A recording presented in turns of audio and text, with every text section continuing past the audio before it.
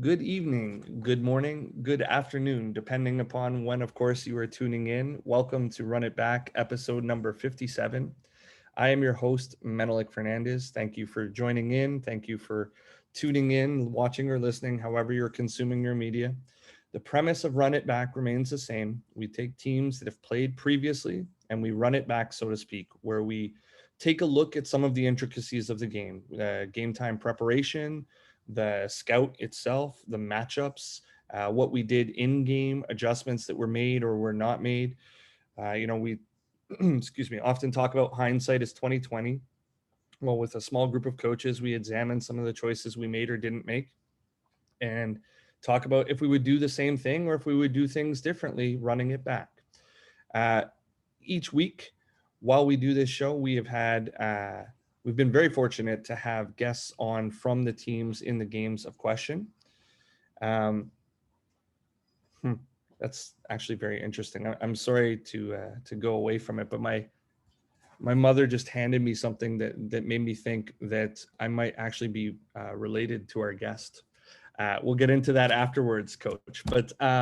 So this particular week is of particular importance to me. I suppose that's a natural segue. So I am of Guyanese descent, even though I am located up here in Canada. And today we are taking a look at a national team game between Guyana and El Salvador. And we are very, very fortunate to have Coach Junior Andrew Hercules of the Guyanese national team joining us. So this game took place on April 17th, 2021.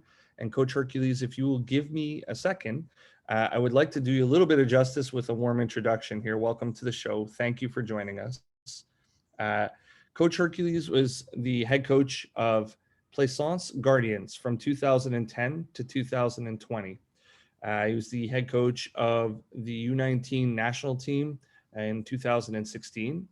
He was an assistant coach to the senior men's national team in 2017. He's a head coach of the senior men's national team from 2018 to currently. He's also the founder of Hercules Basketball and the national team 3-on-3 coordinator. Coach Hercules, thank you so much for your time. I really appreciate you joining us. It's a real honor to have you on the show. Welcome. Thanks for having It's my pleasure. So, as I mentioned, this game is from April 17th, 2021. We're filming in late May. This is only about a month ago. This is a pre-qualifier. Before we get into a little bit of the preparation for the game and what you guys did for everything, could you give us a little bit of a background of what a pre-qualifier tournament is and how that works structurally in terms of qualifying for everything with the national team? All right, so back up a bit.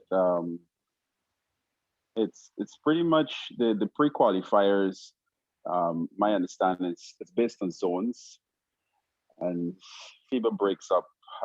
Like we're in, I would say, arguably the South American zone, so to speak. Our qualification was on the premise of being the Caribbean champions, 2018. There was no tournament. Um, well, post the 2018 period, we had um, uh, pre-qualifiers for the AmeriCup, which was played in Colombia. We Fortunately we had three games. We had to win two to qualify beyond that stage. We won one against Bolivia, I believe. We lost against Colombia and I can't remember the other country. But what I was advised by our secretary is by virtue of our ranking and um, what was happening within the hemisphere, Guyana amongst being the top two country teams for the Caribbean, and by virtue of, I'm not certain how the South American leg kicked in terms of us because it's a little blur line between the Caribbean and South America. Right, Like we're Guyana is politically a Caribbean country, but right. geographically we're in South America. So we're right. Our neighbors are Brazil, we're surrounded by Brazil, Venezuela, and Suriname, and we're pretty much always fighting about territories, but that's a different story. Right. Thankfully, we don't go Israel and Palestinian because that would, we wouldn't be having this conversation. All right, Right. so I we receive an invitation based on our ranking, and that invitation saw us playing in February. It was postponed for reasons outside of our control. It's pushed to well, April, so because of different things. Um, a late entry was Jamaica because I think one of the countries that had qualified for reasons outside of, well, whether it's economics or what have you, they weren't able to satisfy or to come to the tournament. So I think Jamaica was, I guess, knocking on the door, or something to that extent. Um, so it was a first for us because our zone, how our zone develops, it's the Caribbean Championship. From the Caribbean Championship, you have Central Basket, and depends on what's happening in, I guess, within the wider circle with FIBA. Based on your ranking from there, you advance to America Cup and those other tournaments. So the World Cup pre-qualifier, I would say, based on it's based on your ranking as a country and and what you would have done within the last, I would say, the last 2 years as Okay. more current. All right. We've been very active within the last 2 years as a national federation in terms of tours and so forth. Um, relative to what was happening before, because there are other Caribbean countries that tour more than us. Right. So to answer your question, it was a first for us in terms of that, I would say, the level of competition, so to speak, because there's, to me, this is how I rank it. There's the Caribbean, then there's South America, then there's the America Cup, so to speak. So where you have the countries of the Americas. So it's, for me, it's like three levels. So we were operating there at the second level in terms of the level of competition. Right. I'm not certain if I did justice to the process, but No, that is it's my. actually very detailed. Thank you. I appreciate it. So moving, let's get to some basketball now. The fun part, of course. Moving into this, you guys played 4 games over the span of what looks like basically 4 days. I think it was April 15th to April 18th is everything. You begin with Nicaragua, you move to Jamaica, then you played El Salvador, which is the game that we're examining, and then you guys you played Costa Rica as well. So walk me through the process of beginning to put together your preparation. What does that look like? Do you have time in the gym? Do you know who you're playing well in advance? How do you scout national team players? Because do you even know who's coming, so to speak? Like, what does preparation look like for the Guyanese national team? All right. So by preparation, you mean pre-tournament or actual in tournament, or just a composite of all? I'd love to hear both, actually, like what you're doing before, and then when you get into the tournament and you start to, I mean, do you know all 4 teams you're going to play previous to, or is it based upon the performance in the round robin, the tournament type deal? You're provided, I would say, somewhat between, I'll say, a week or 2 weeks, so Right. you'll know shy thereabouts. I think we received the fixture as to who we're playing close to 2 weeks of the tournament. All right. So So our preparation. Go ahead. I was just going to say, so let's start with those 2 weeks. You've got 4 teams that you're coming up with. What are you doing for your guys? What are you doing for yourself? How are you giving that knowledge to your guys? And I mean, this is your third out of fourth game. So do certain games have more importance than others? Well, this third game, for multiple reasons, um, meant so much to us, because from a psychological, from a standing perspective, our mindset was one of, at least my mindset as I was trying to communicate, was one of, okay, so we would have played two games. The first game, I'll say it's a game for which, you come to a fight, you were punched in the face, you weren't so sure as to what to expect. You have a feel as to what the crowd is like, the rim, so to speak. Um, I felt as though the second game, in terms of the Jamaica game, um, it was more of a psychological loss because there was so much fight in the sense that Jamaica shouldn't be in the tournament, and they're supposedly the highest ranked team. How they got access, I wasn't so much focused on that, but I think our game plan for Jamaica was, in my opinion, I think it was clear. We knew who could hurt us. We know the type of style that they were playing. We just couldn't execute and remain consistent. I think we knew based on the stats because we had more information on Jamaica than the other South American countries. And Right. ironically, the games amongst the other teams were much closer than the game with Jamaica. I think we competed for the first two quarters, and Jamaica hit us with some mix, which I know that's not the real focus of the question. But going into the third game, I was very careful for our team not to have the mindset that, okay, this is the end of the tournament, because okay, so we didn't win the first two games. What is our chances of qualifying beyond? So Right. my thing is, let's not think about the fourth game. Let's focus on just this game as the game. This is our playoff game. This is the game that we need to win. And I think it showed for three quarters.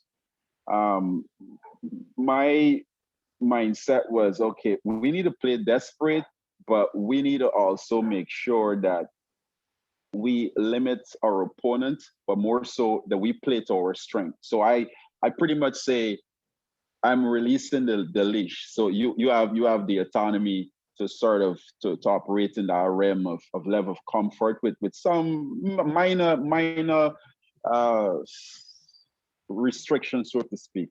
Right. Um, so if you recognize, we were trying to stretch the floor a bit. So we wanted to play early.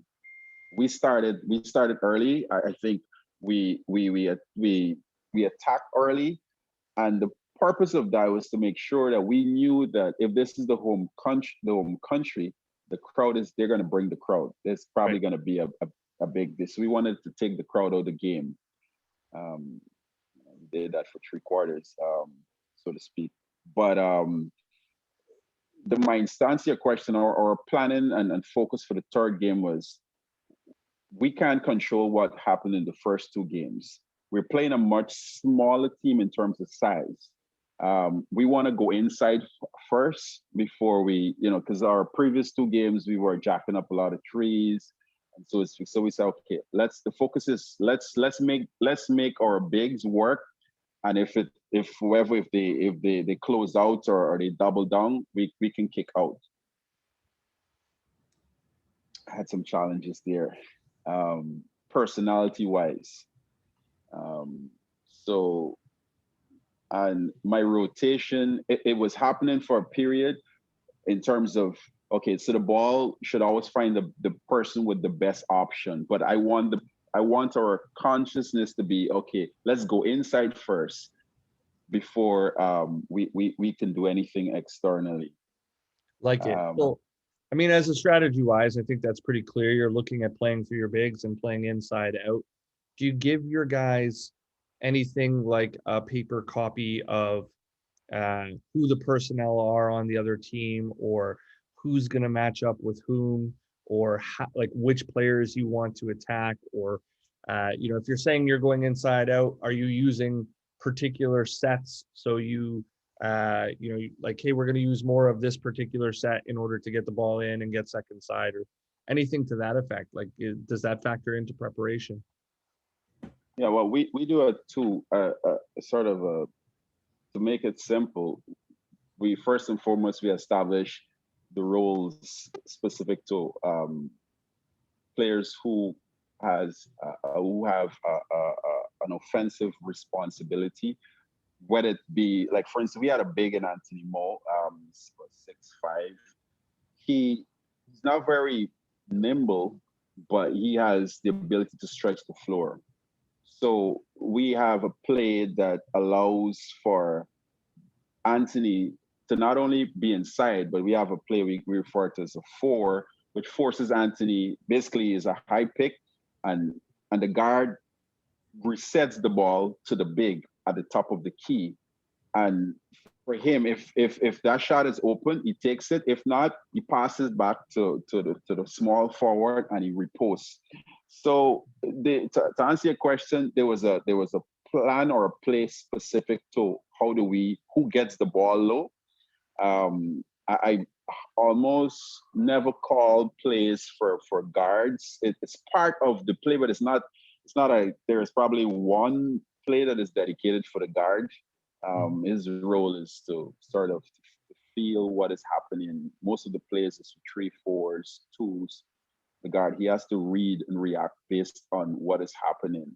Of course, if he wants to be a part of the this like a dedicated scorer, because the two can play one sometimes, he can switch to the two and become our primary scorer. So specifically the center, there was a play for that for us going inside out.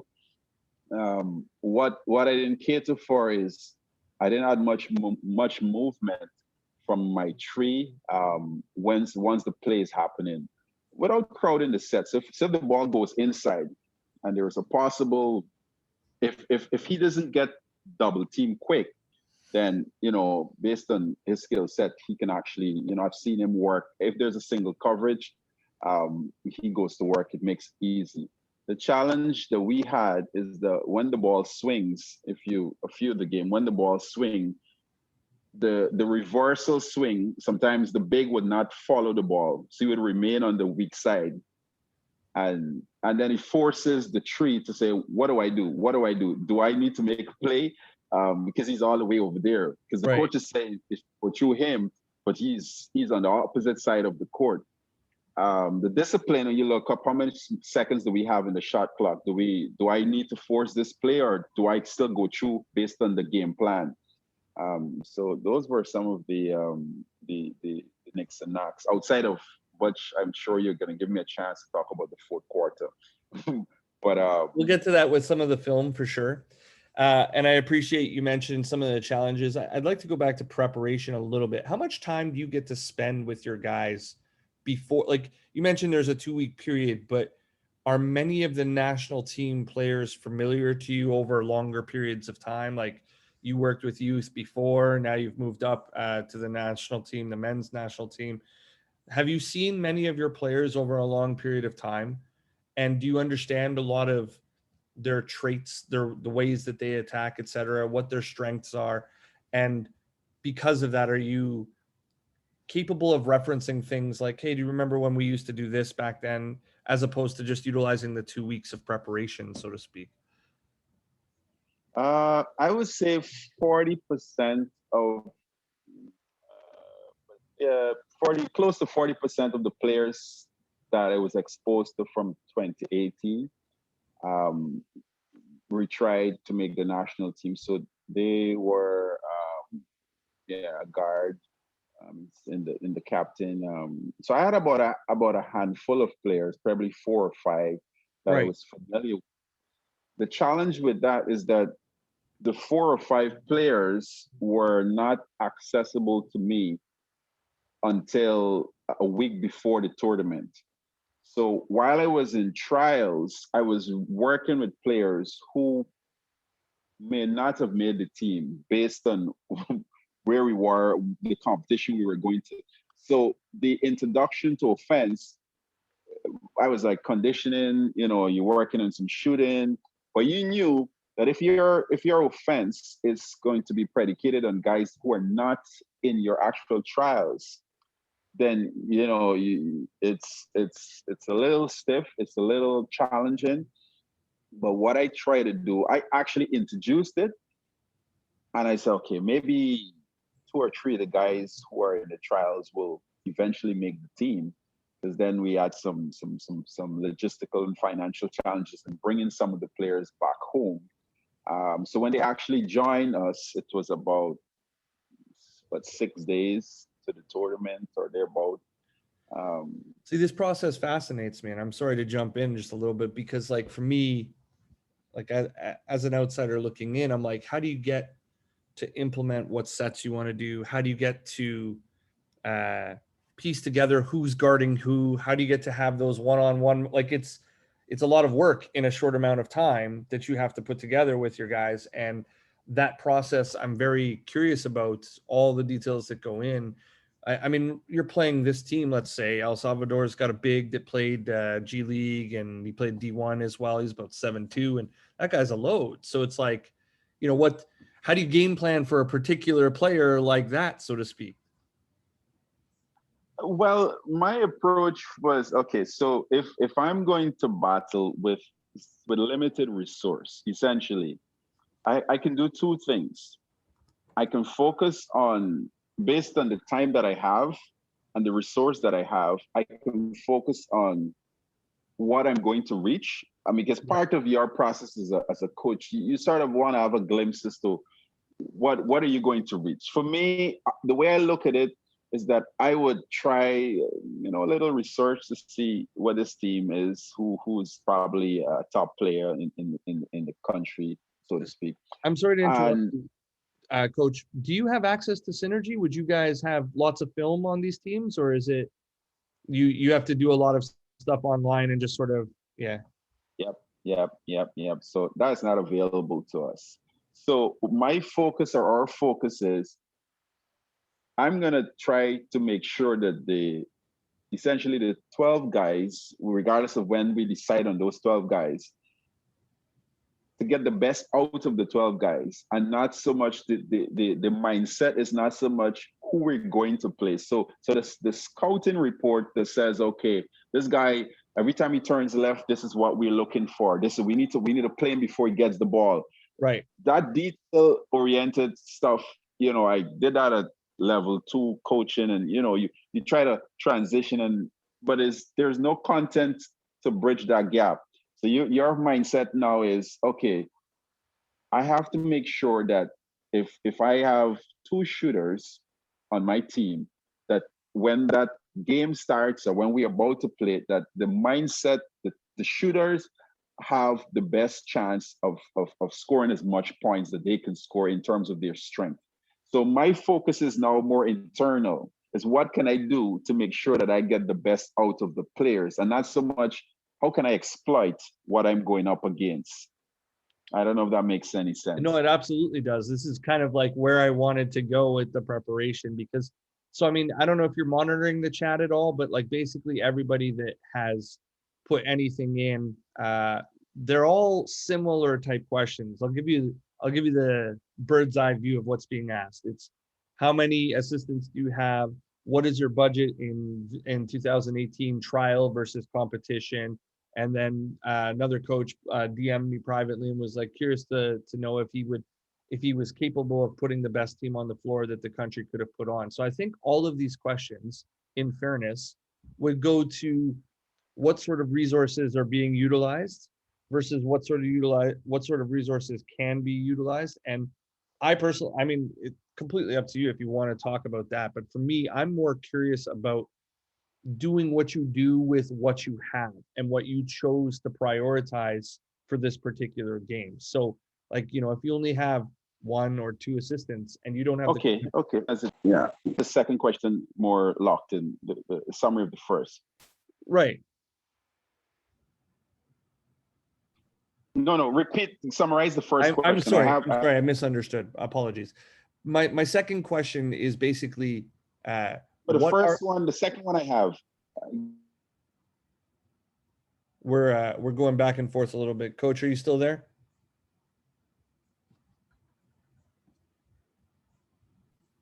Okay, so we had a little bit of technical difficulty. We're back.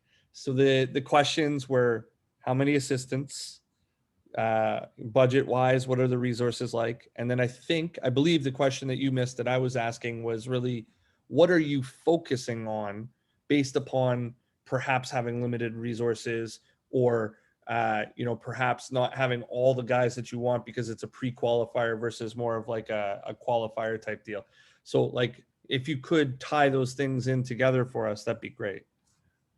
Okay, sure. Traditionally, our program, which I've advocated based on the exposure that I've gotten, whether it's through apprenticeship. Sorry.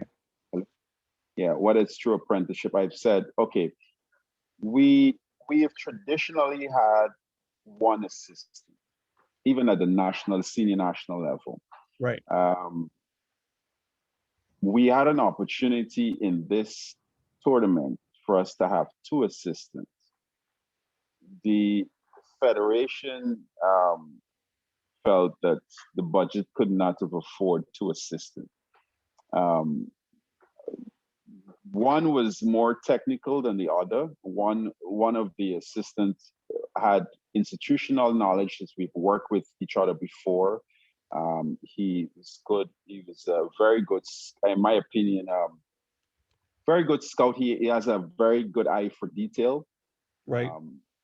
And the other assistant was more technical, so he would have been more useful at the level of practice in terms of what we want to do at the level of practice.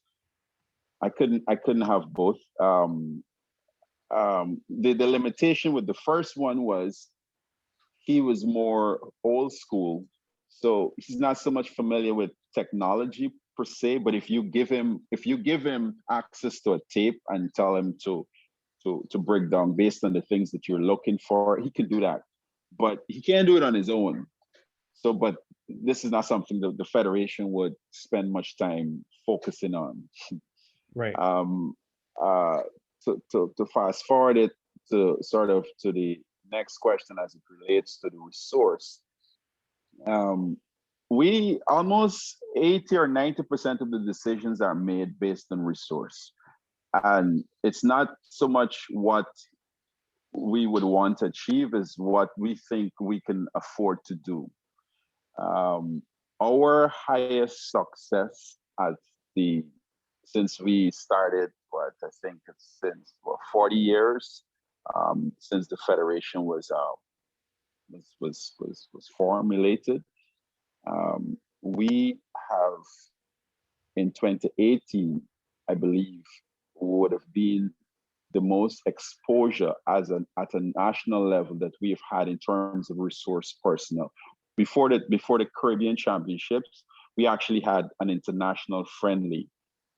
So we toured prior to the actual tournament, which allowed myself as a coach to see. So we toured with 15 guys who we were not so clear on as to who's going to be the 12th, that's going to make the 12th, the final cut. So we had the luxury in terms of the resource, not wide resource, but we had the luxury to say, okay, the president then was saying, well, Mr. Hercules, I know this is your first year as the national coach, but I see wisdom in us at least touring.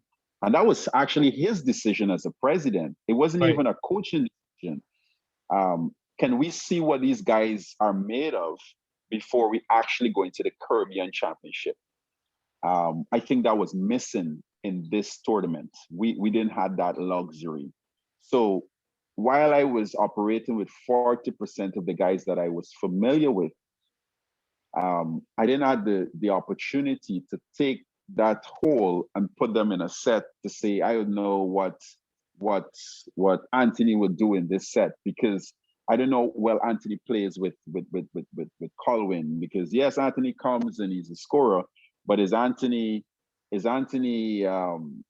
work well with Smith?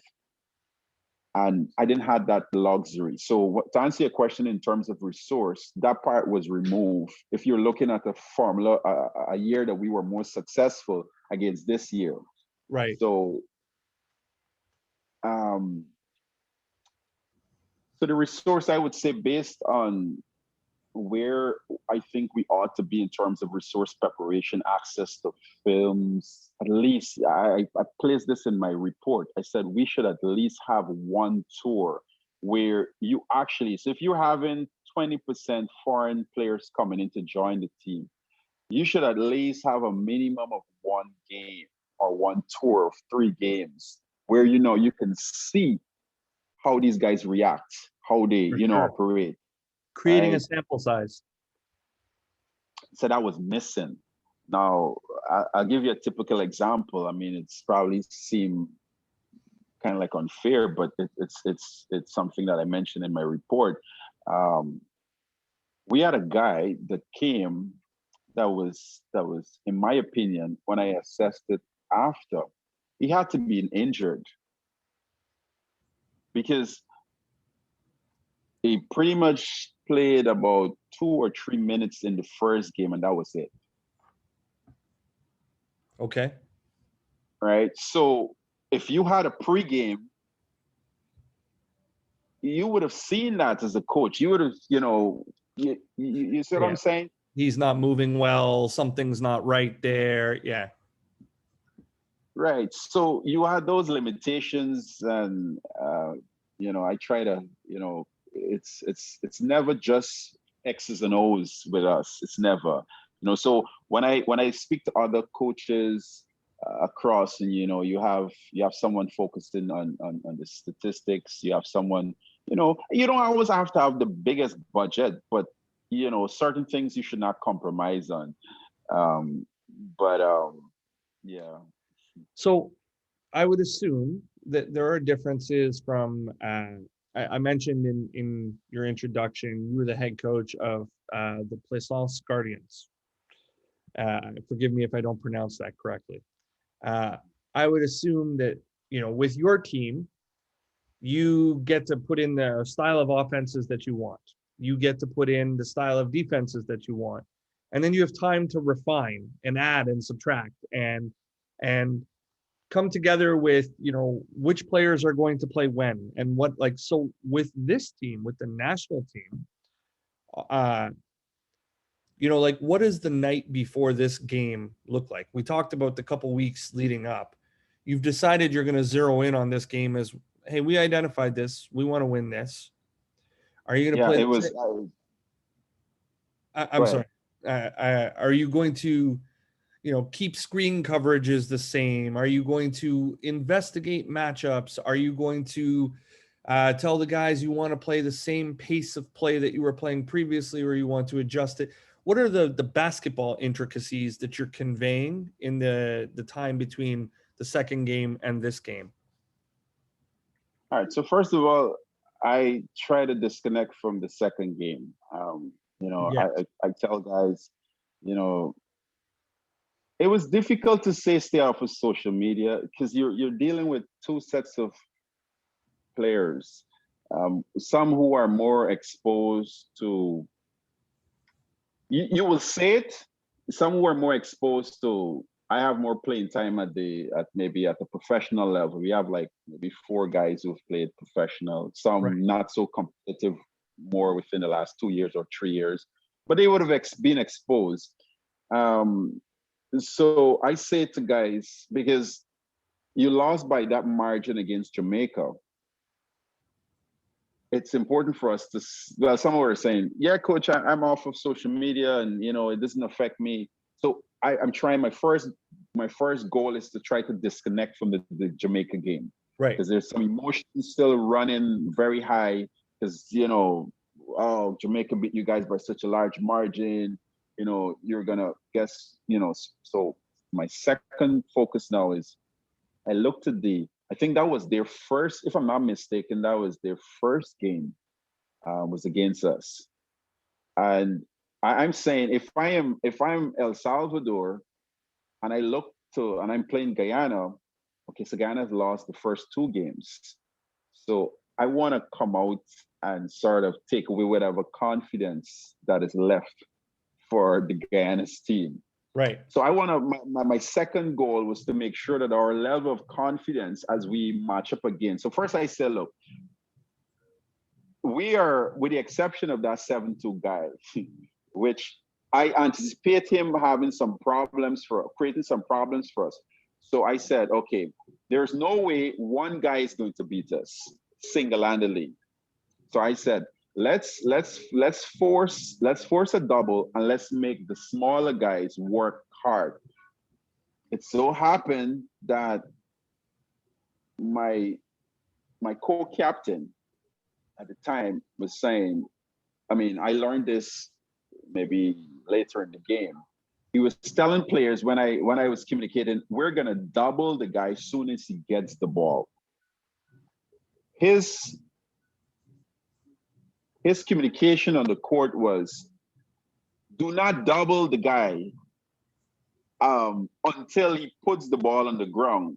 But Right. the guy was so smart that he collects the ball and he pretty much, he would survey the court, but he goes to work so quick that, in my opinion, and the communication that I'm sending is, irrespective of if he puts the ball on the ground, we're to double him, show him, reduce the space in which he's allowed to make a move.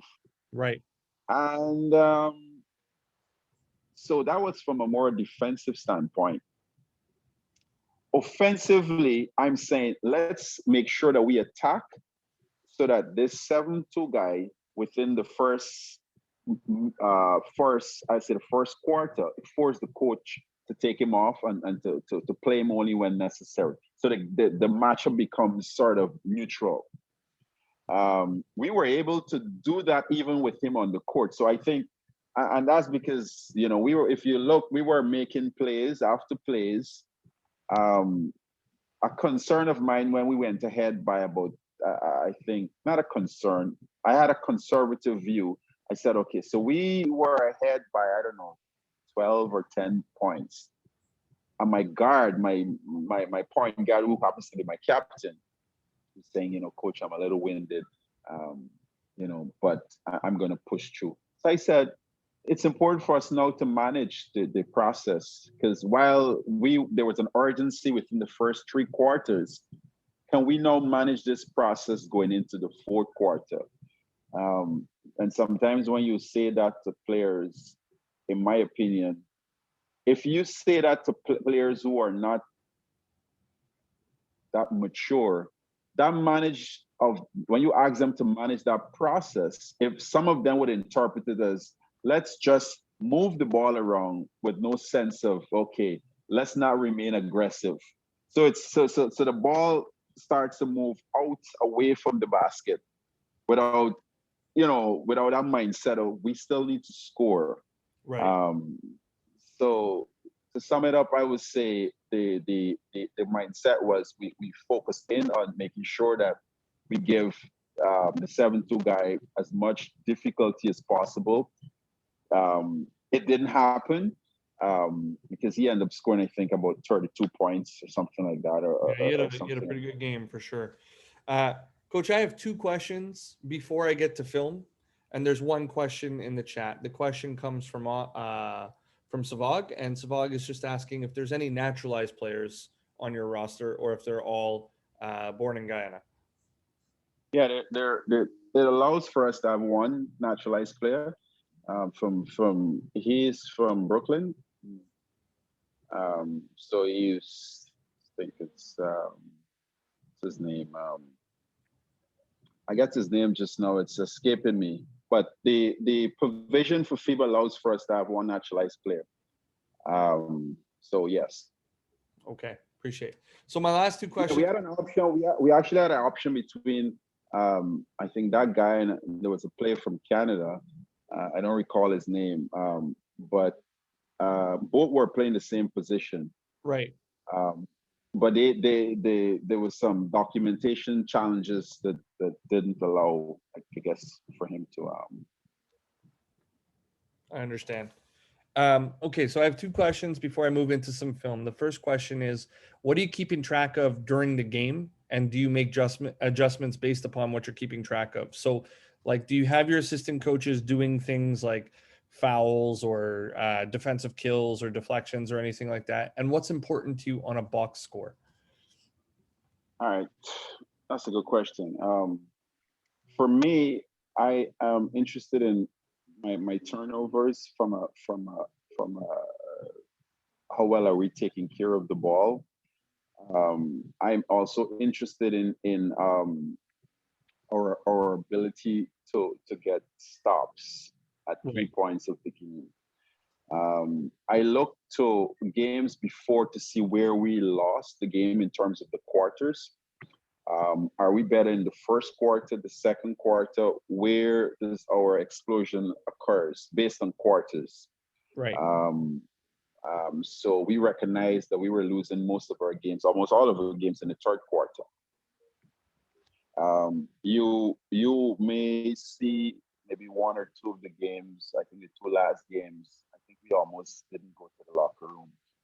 I was just trying to send a message that's, just face your fears. Not necessarily fears, but you're pretty much trying to change the dynamics because I'm communicating what needs to be done. Sometimes you want to cross the river and you're saying, hey, we're always using a boat, but let's use something else. But Right. we know where we want to go. Right. So definitely. So for me, it was the turnovers. I didn't necessarily had a lot of my players in foul trouble, so to speak. So I wasn't so much concerned about what we were doing at the level of fouling. Another key stat that I was looking at is our both the defensive and the offensive rebounds. Right. Um, Sadly, we lost games where we were better. We were rebounding better than our opponent. So I was a little confused because usually when you out rebound, so we had more possessions than our opponent in games that we would have lost. So it's a matter of being efficient because we were getting more opportunities. That was a really dear concern to me as a coach because if I'm getting more possessions than you, it therefore means that I'm not necessarily making the best decisions with those possessions that I'm being I given. hear you. And then my last question before getting into film is when you revisit the process in your mind, uh, is there anything extra that you could have done between game number 2 and game number 3 that add, subtract, whatever, from your preparation, your talks with your guys, the focus that you had?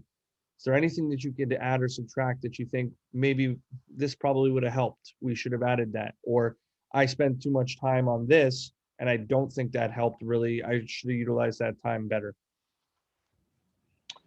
Of course, I I felt from from a strategist perspective, um, I would not have said to the team to manage that process because my intentions were well, and in their mind, the interpretation of manage this process is take your foot off of the gas.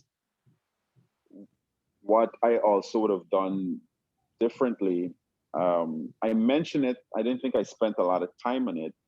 Is the fact that when you're playing, let's say, a host country, it was mentioned, but under no circumstance, if we should ever um, go ahead by double digits, irrespective of how we get to that stage, um, we under no circumstance is to allow the team, and this is by possession.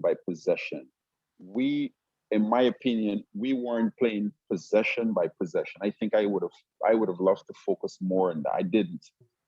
I think I was more macro in my approach. Right. You know, um, so I would say treat each possession singularly, possession by possession, because in that way now, in my opinion, you heighten the level of urgency. You're just looking at that small box. You're Right. not going out of a box. Right. So I think I would have loved to focus more on that. I think thirdly, I would have you know, I would have went a little smaller. Ironically, it was argued that you should match big with big. Um, Well, you there's a lot know, of debates about that, actually. um, you know, my most skilled players or most experienced players are the ones with the size. But looking back at the game, I should have exercised a little more faith. I probably would even join the word courage. Um, to experiment. I mean, experiment is a strong word, but it's take a chance with a theory that says, look, I am not the biggest, but if I neutralize the big, I give myself a chance at the level of playing because they weren't a big team. They had one big that Right. was really big, probably just like a giant. But when you remove him, there was just regular players, not like you matching up against 6'5", 6. So in my opinion, I would have probably changed that. I would have taken that chance to allow double coverage with smaller guys on the big, and then so it forced my team to remain in that up tempo sort of game, running, running, running. We are better when we're running. Right. Love it. So I relied on my experience, guys, and I would have changed that a little more than I would have liked. Love it. If any coaches have some questions, please feel free. If not, I'm going to jump into some film here. Coach Hercules, can you see that size wise? Is that good for you? It's reasonable. Huh? Okay, let me see if I can enlarge this a little bit for you. Where's my up down? I think that's about as wide as we're going to get. So, as I mentioned, I've got about 16 clips. I'll go through. I'll repeat for you. So first time, we'll just let them play. Let me know size wise if that's okay. Let me know if speed wise if that's playing okay for you. So first clip is from basically a first set in the game. No, excuse me. It's about the third set in the game. This is you guys get a defensive rebound off of the same big we were talking about. Make an attack down the right side of the floor. Pull up for a transition three from the right slot. So for anybody listening, that's what we've got. Coach, my question, I ask this question every week on this show. For you, transition threes, yes or no? And if yes, is it yes for everybody, or do they have to do specific things in order to be able to shoot them? I would say a transition tree is predicated on like two or three things. One, you have to tell me which period of the game. Right.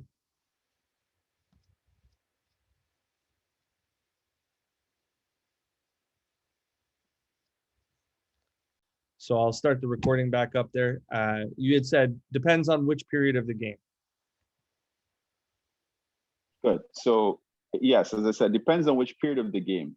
So for me, if we're, I don't know, on the 3 minutes in the first quarter of the game, and my guard comes up off of a defensive rebound and he feels as if he has some flow there, maybe I'm a little lenient there. Two, do I have the the team, should he miss a counter transition, do I have enough bodies behind him?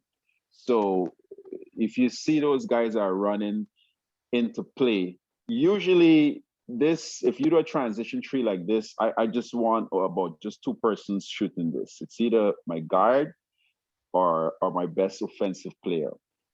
So it has to do with the period of the game. So this is not necessarily, this is kind of like a feel. If I'm feeling this, if he come down or he comes up the court and I'm feeling this, it's not an automatic for any player. It's the best scoring player, the best scorer or the point guard. Right.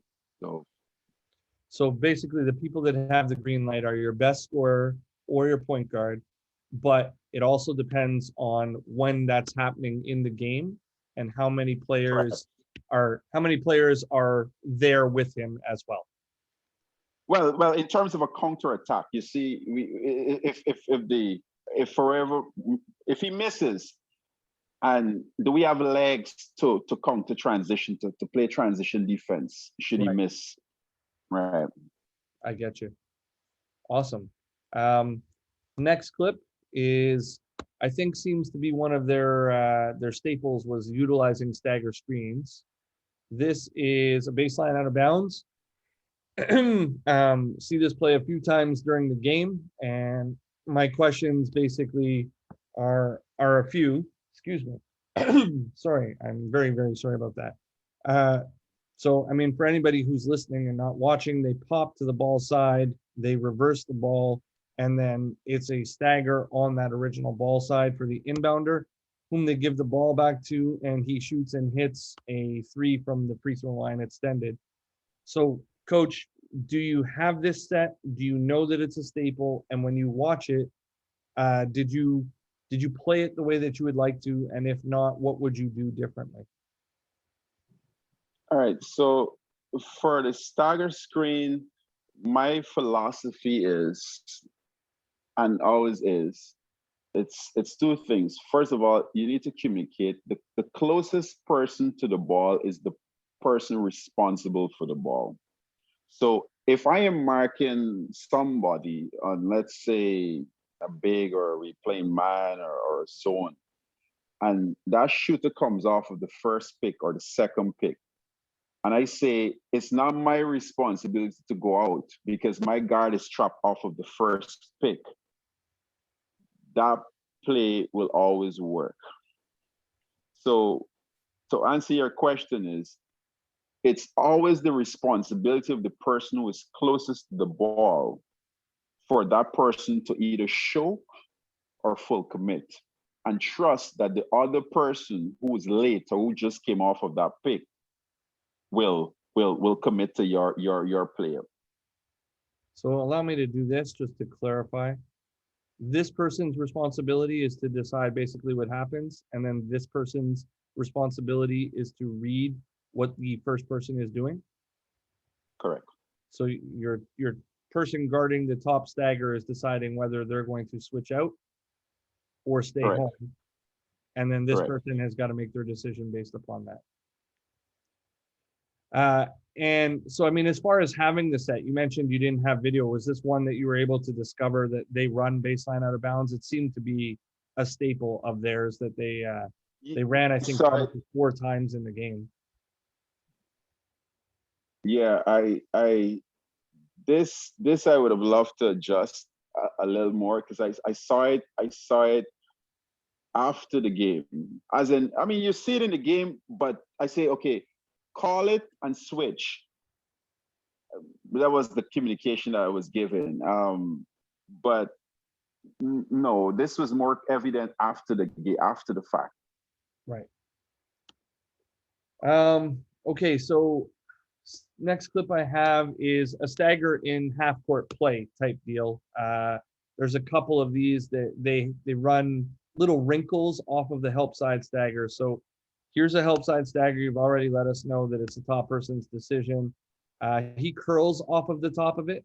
And when he's curling, he takes on the top screener's man. And then you pull in for help. It's, I would call, your most important guy or your low man pulls all the way to the rim line. And then there's a kick out to the far corner for a 3. So my question is, first, do you have this one? And second, how would you adjust to play it based upon what you're seeing here? And then my third question, I'm sorry, I layer questions. I'm really, really bad for it. Is, do you typically X out on closeouts, or is it the responsibility of the low man to stunt at the ball and then get back out there? All right. So my first response was I didn't see El Salvador hurting us from the outside. I Right. mean, I believe the stats may have also suggested that as well. So, in large measure, while we were closing the penetration off, it was in my mind, it was okay for me to just close out with a stagger because I felt as though if they took 10 shots from the 3 point line, they probably would make two. Right. Right. So it wasn't so much let's not let them shoot trees. It's just a minimum contest, but making sure that the possession is won. So after that ball comes off, let's secure that rebound. Gotcha. Um, yeah, because if it was a team that was lights out, the adjustment had to be different. Because you see, we just parked the middle and force the guy on the wing to shoot. They weren't scoring that much, and I could have lived with some of the shots that they were taking, even though that was specific to the team. So my second half of that question, sorry, coach, was this guy appears to be your help. He comes over to help. Do you then expect him to recover to this three? Or do you typically bring the rotation from somewhere else? The rotation comes from the second guy because once the first guy helps, my communication is the guy at the top has to push down. Right. Stay below the level of the ball, so to speak. Correct. Right. Like it. Next one is what I would call a stagger to a step up. And I'm just wondering if you guys were doing anything special for snake dribbles, which happened here, and then where you would ideally like to help from on this. So for anybody listening, the ball crosses half court. There's a stagger away on the left side of the floor. He pops for the ball, so he's in the wide left slot. They roll Aguilar to the block, and then they come and set a step-up screen, which the guard attacks towards the sideline, and then snakes back towards the middle, gets downhill to try and get to his, it looks like his left hand. It looks like he's left-handed trying to do a reverse layback, but he gets blocked, it gets put out, and you guys, I think Aguilar comes away with the rebound, but I was really quite a bit more interested in the action and if you do anything specific to try and work on the snake against your screen coverage. So right at this point here where he gets downhill and then crosses back to the middle.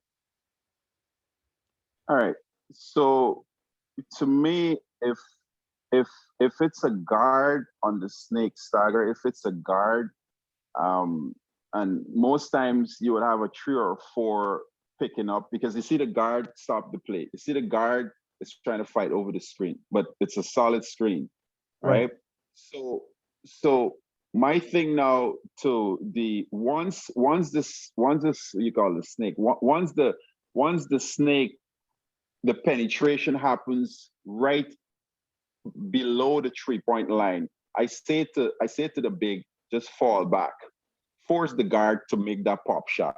Right. Because once he gets in the middle, that close to the basket, it increases his probability of scoring. So when he sneaks, if your guard gets what we refer to like a dead pick, so you can't move, you have, it's pretty much just stick. So once Sorry, that Coach, happens, we call that curtains up here because you get hung like curtains. oh, okay.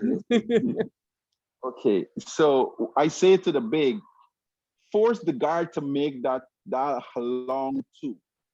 Right.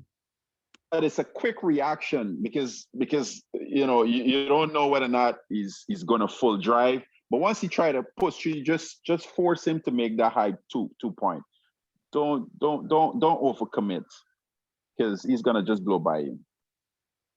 And so it to me would look like he did in fact overcommit, and the guard's just faster than him. It raises a second question for me. I'm curious if in an ideal world this big that is now switching on to it, if he was able to force that player back in this direction so that it was out, would you attempt to bring this player back and have the two players switch back? Or would you remain switched so that number 11 stays here and this gentleman stays with 10? I will remain until the ball moves out of his hand. Right. Like it. And then, sorry, my last question was, I mean, obviously, this gentleman in the post, Aguilar, is a big player. Is this where you would typically help from when number 2 gets beat? Or because this, I believe, is help coming from strong side. Would you help from this in an ideal world, or is this help okay to you?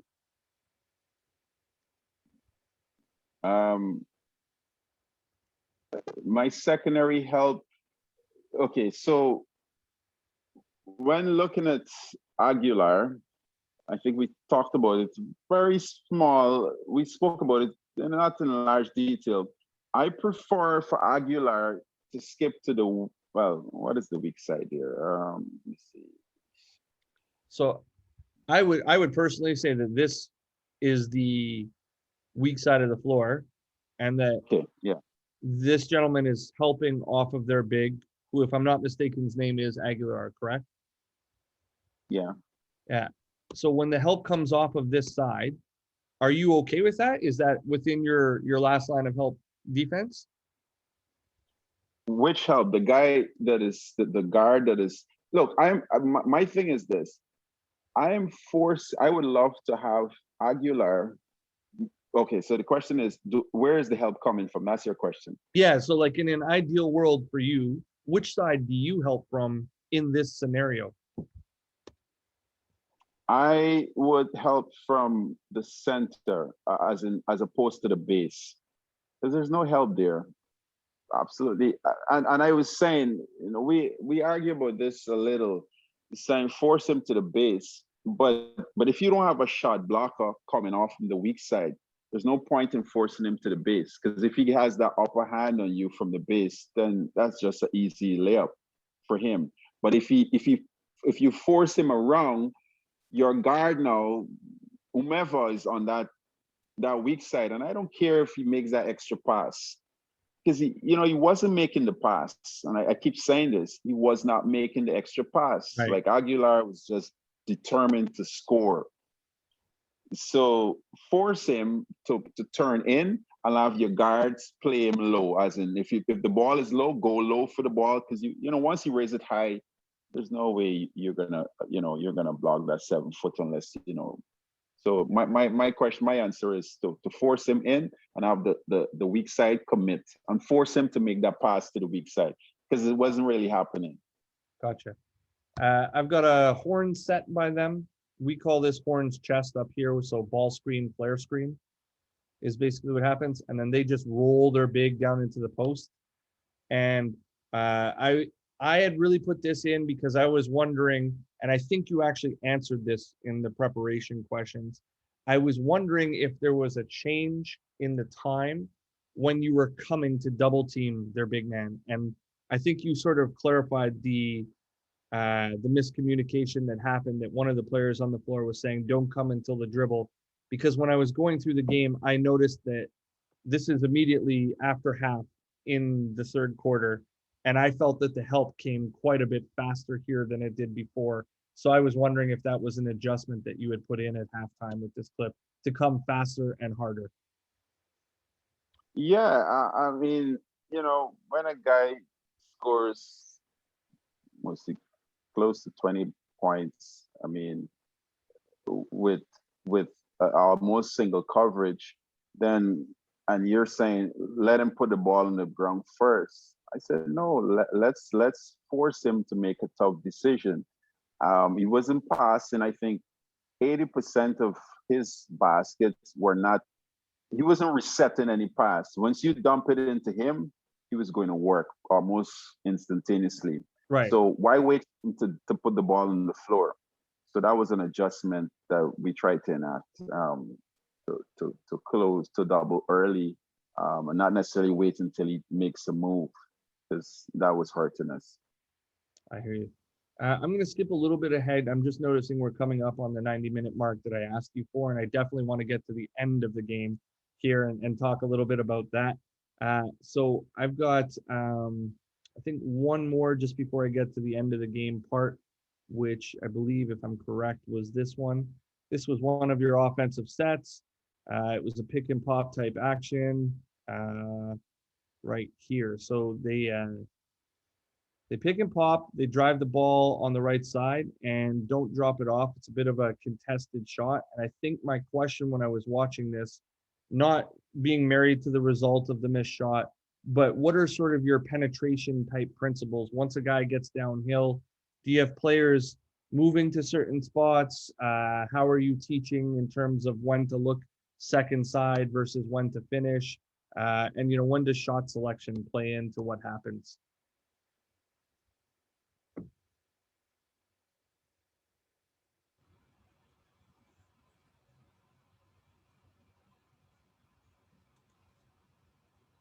Stop the share.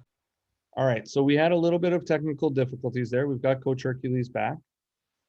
I'm going to reshare. And Coach Hercules, I'm going to ask my question one more time for you, just so you can get an idea of what I was saying. Basically, I was looking at the last clip I wanted to talk about before getting to the end of game. This is a fourth quarter clip, and there's a little bit of false motion to start with. And then you run a pick and pop type action. And then on the pick and pop action, the gentleman drives and takes a contested shot and misses. But my question basically was, without being married to the result of the play, the outcome of it, what are you teaching your guys in terms of when to hit second side versus when to shoot in the paint? And what are you teaching them in terms of going up against bigs and playing off of 2 versus playing off of 1 foot?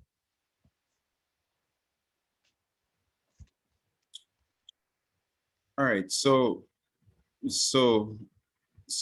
Anthony there in that final play, if you run it back to, as you said, there's a stagger there, not a stagger, but it's coming up from that pick, boom, first pick, give, hole, good. At that stage there, hold, freeze it.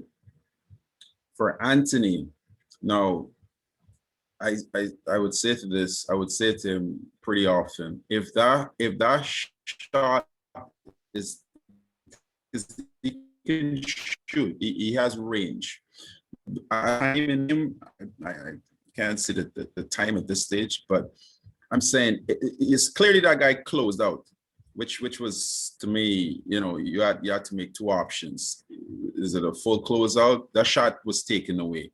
Now, the guard role in this play was to come back, receive the ball. It's like a handoff. I'm not certain of what's the time in the game at this stage. So you were asking me, am I teaching the players to attack? Repeat the question again, because I'm going to play, but no problem. A specific question. So, Coach, there's 6:16 left in the fourth quarter, and my concern is, I think he makes a great read attacking this closeout, and then as he attacks this closeout and gets into the paint, are you teaching your guys? What are you teaching your guys in terms of when to shoot versus when to hit second side? What are the principles of the movement of the players that are not the player with the ball? And what are you telling the guy who is attacking in terms of going off of 1 foot versus going off of 2 feet? All right, so I don't teach the footing as in 1 or 2 foot, the both. I stay away from that unless I am going probably junior or youth. Right. I would say, this is better to come off of this foot. At the senior level, I pretty much don't commit to, your level of comfort there. Right. If as you said, as you read the play, the penetration occurred. There's a guy all the way to my left, which we speak of, right there. If the center, and there is a possible handoff, which which he was saying to me, even at the level of practice, coach, once the player commits, I am unselfish enough to give it up. But he had already committed to 1-2. So maybe he was saying, look, I might as well put it up. But what we commit in terms of the principle is once you have a challenge, whether it's a 2 or 3, in this case 2, somebody is open. So for us is the second nature. I say to them, the first nature is once you pass the free throw line, you commit to scoring. Right. Right. That's what I teach. I was more open because there was the co-captain was saying, look, if we commit that far and the defensive player commit to the drive, I will drive and kick, which was a kind of like a secondary position in my mind. I'm saying if you're that close, it's either basket or foul. The passing for me occurs somewhere around shy of the free throw line in terms of the kick out. So I generally don't go that deep to reset. All right. So in my opinion, it's probably a makeable shot. I'm not certain if he got fouled or he just missed the shot. But I will commit to once you pass that free throw line, as in whether it's your 1-2, commit to follow through, as in whether it's scoring the basket. The secondary position is if you have a two persons or 2 defensive players commit, you get them to commit. That means that there's somebody that is open. And so you look to in this case was the guy to the left. That would have been a secondary option. But the first option, right? The first option, in my opinion, is once you would have passed the free throw line and you commit your 1-2, I prefer you to follow through with the shot as opposed to make the extra pass. Love it. Coach, I'm going to move into the end of game stuff. As I said, we're coming up on the time that I asked you for, and I want to be respectful of your time, of course. So we will get to here. The scenario is this. Guyana at this point, there is just under a minute left in the game, and Guyana is up 1 point. And if I'm not mistaken, it is their ball. So hang on. I think there's one before that is actually, let's start here. This one's important, I suppose. Similar situation, just under a minute. It's 90 to 89. It's their ball. It's on a baseline out of bounds. And what ends up happening is it's the same play from earlier in the game where they inbound, they reverse, and then they set the stagger. He misses the shot. You guys get the rebound, and then they call an offensive foul on you. So this, I don't have a question about this. This is kind of a questionable call to me. I might be skewed because I'm of Guyanese descent, so I want your team to win, obviously. But we move into the next clip now. So they call a timeout after that happens, and they set up. What are you saying to your guys in the huddle to prepare for this play? And are you only giving them advice for the defensive side, or are you giving them advice for both the defensive and offensive side?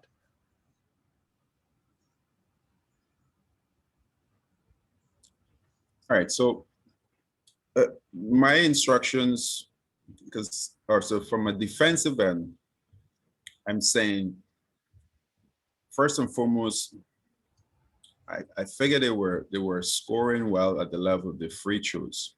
So do not foul. Just contest, stay in front, force them to work.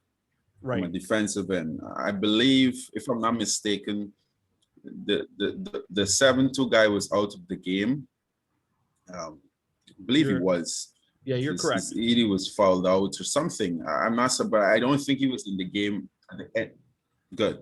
So there's no reason for us to be, well, necessarily switching. So stay solid. Do not foul. Contest at the defensive end.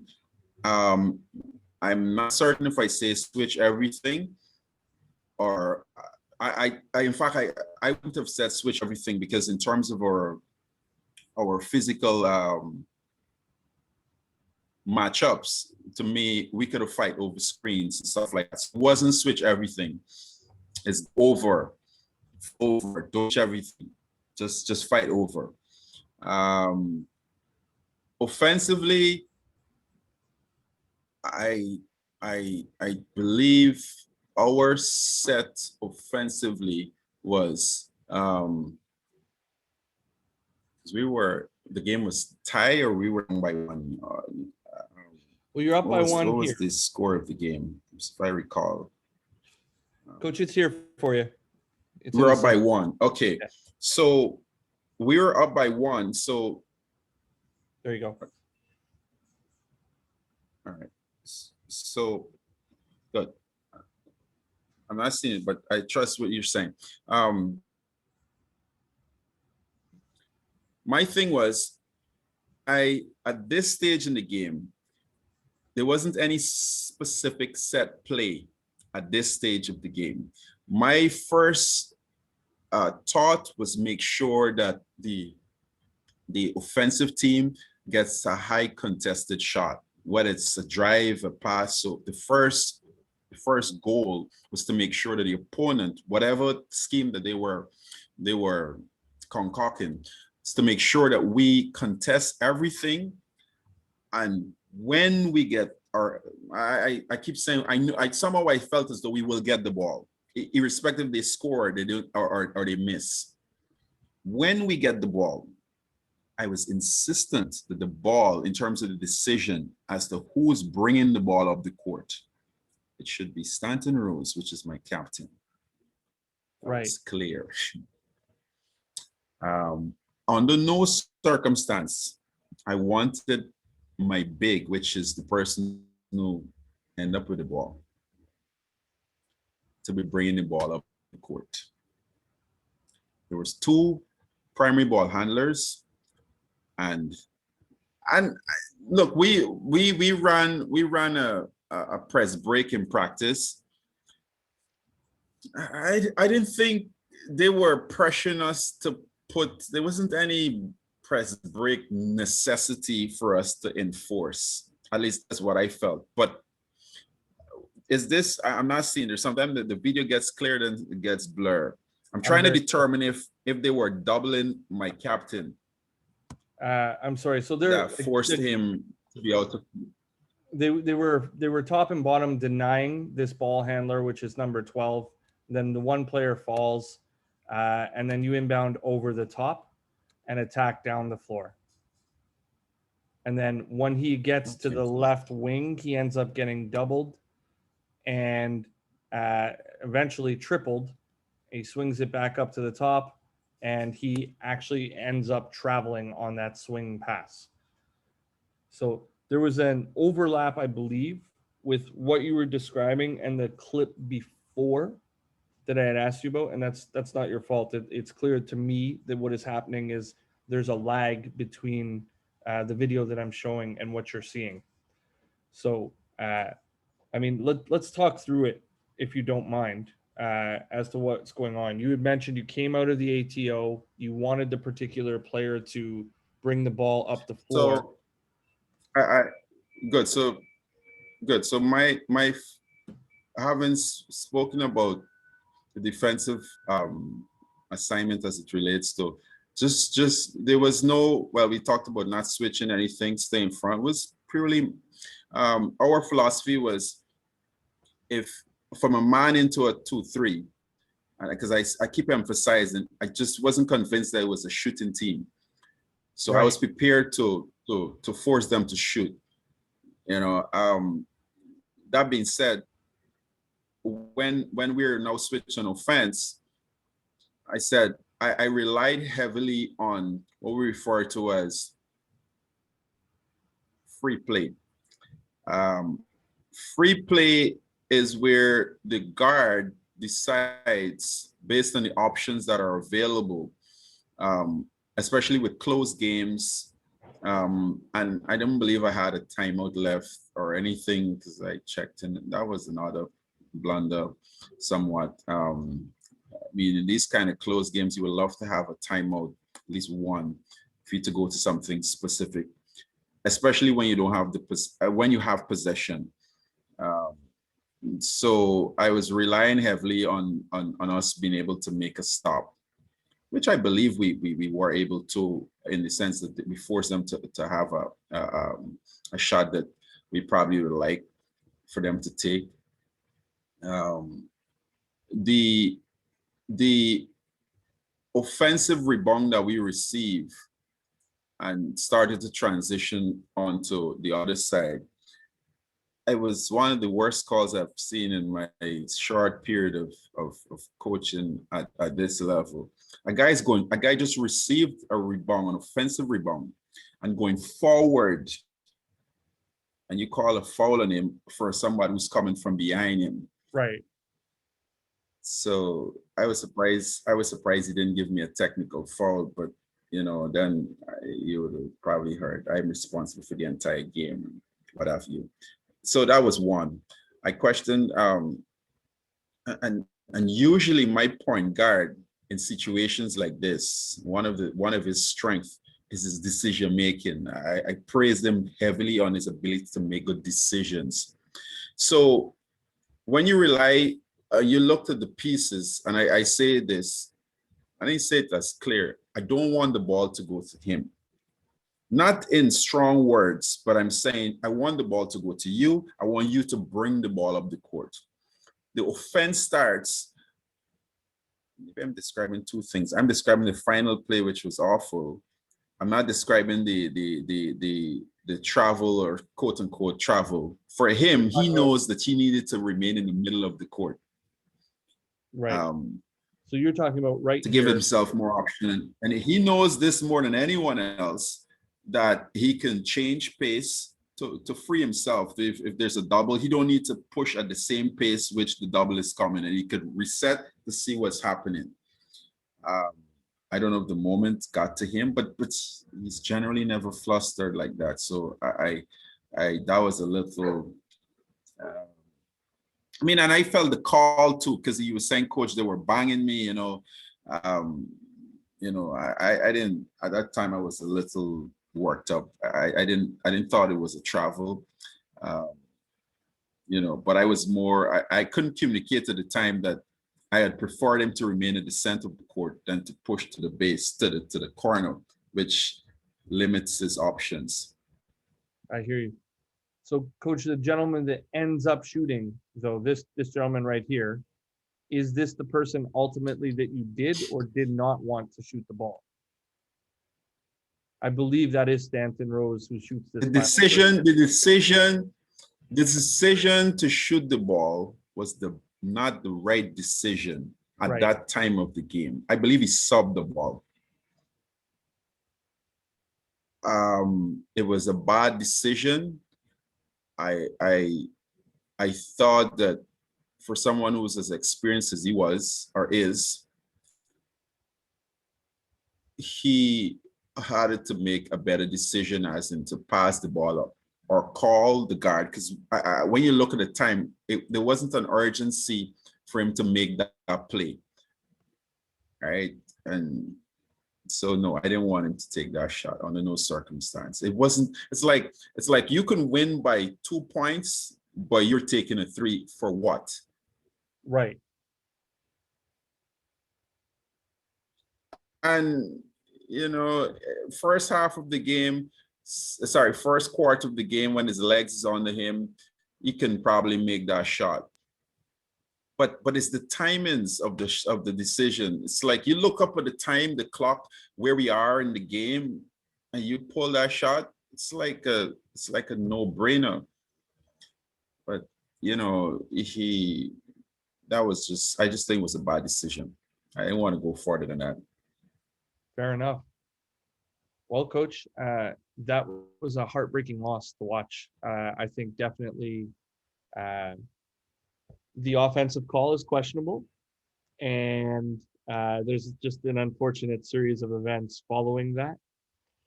So my last question that just sort of summarizes and wraps up everything is, when you complete everything, do you present game's done, you're moving on, the session is done, you've completed all 4 games. Do you still have contact with your guys? Do you present some sort of final report to them, not just to the federation, about like, if we do this, perhaps it might be more advantageous next time, or these are the things that I think we missed out on? Is there any sort of summary report that wraps up everything at the end? That's interesting. To answer that question directly, no. But I mean, I report to the federation, and if I can't say to go off record, but because I'm on record, I have had a few challenges as it relates to things for which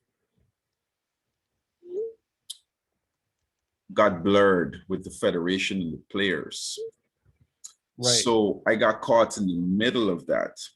And so it's sort of, let's put it this way, there were some disciplinary issues, and then there were some commitments that was made at the level of the federation.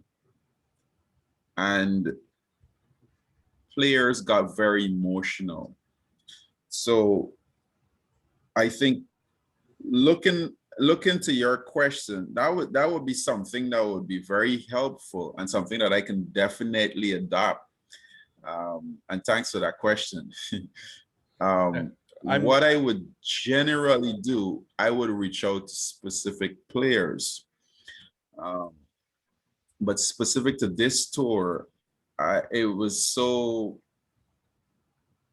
I mean, as a coach, you're not supposed to be so, you leave the past in the past. Right. But I was disappointed personally, and then I was dealing with stuff which I felt that at the level of the federation, we should have completed what we agreed upon before now I can address basketball issues. Because it's kind of difficult for players to respond to things. It's not going to be received well. Right. The impact will be minimal.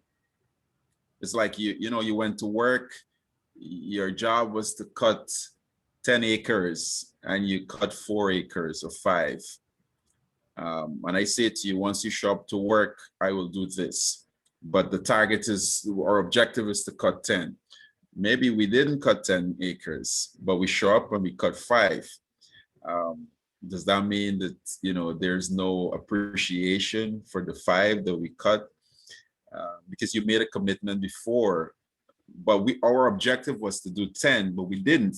But cutting that 10 wasn't a requisite to what you commit to. It's just that that's what we wanted to do. So principally, I had some challenges with how that was dealt with, and it's still being dealt with.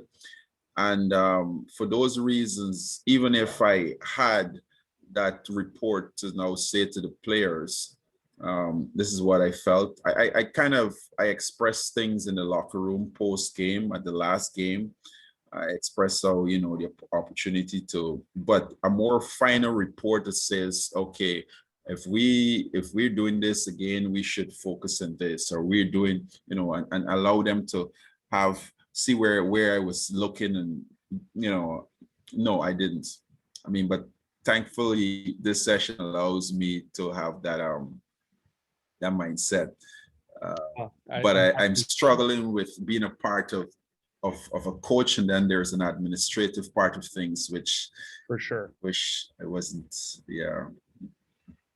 Yeah, no, I understand that. I don't love administrative stuff, but I'm a small college coach, so unfortunately, it's the reality of the job up here. And as far as the post-game report, I think that's actually something I've learned from some of the gentlemen that I've interacted with from doing this show. I didn't previously used to do it, and I've seen several of them now, and I'm like, that's a really good idea. That diffuses some situations, but then it's really like, this is what I was seeing in perspective. As I said in the beginning, hindsight is 2020. When you look from another person's perspective later on, it obviously opens some doors. It's like, I didn't even think of that. That's totally a different way to do that. I now see what you were saying. And obviously the objective is to always grow and get better. So Coach Hercules, I want to take a second just in winding down and really, really thank you for your time. I mean, we're obviously in different parts of the world, but to me, this means a lot. Obviously, you know, my lineage is of Guyanese descent as well, so I'm really honored to be able to sit down with you and spend some time. We've been very locked down in Canada, so many of the gentlemen that are on here and ladies, excuse me, uh, who know me hear me say this all the time, but this show has almost been like therapeutic for me to be able to be involved with basketball and take a look at what other coaches are thinking. So I'm tremendously honored to spend some time with you. And I really, really appreciate you taking the time to sit down with me. Pleasure's all mine. You know, any opportunity I get to share and to learn, I'm almost always welcome. So thanks for the opportunity. My pleasure. I'm going to stop the recording here. Please feel free to hang around for a little bit if you have some time. Sometimes coaches have some questions they'd like to ask off recording. But thank you very much. I'm going to stop the recording here. Run It Back fans, please tune in next week. We have David Gale joining us next week, I believe. So that'll be a fun one. Thank you.